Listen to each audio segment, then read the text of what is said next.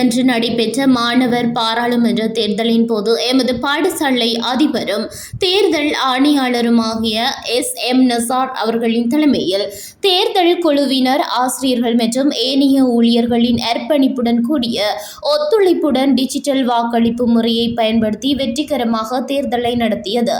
இந்த விசேட நிகழ்வானது நவீன, வெளிப்படையான மற்றும் சிறந்த முறையில் ஒழுங்கமைக்கப்பட்ட மாணவர் தலைமைத்துவ நடைமுறைகளை நோக்கிய ஒரு குறிப்பிடத்தக்க நகர்வாகும். இது ஒரு தேர்தல் மாத்திரமல்லாமல் ஜனநாயகம், பொறுப்புக்கூறல் மற்றும் தமது குரலின் வலிமை ஆகியவற்றை பற்றி மாணவர்கள் புரிந்து கொள்வதற்கு கிடைத்த ஒரு பெறுமதியான கற்றல் அனுபவமாகவும் அமைந்தது.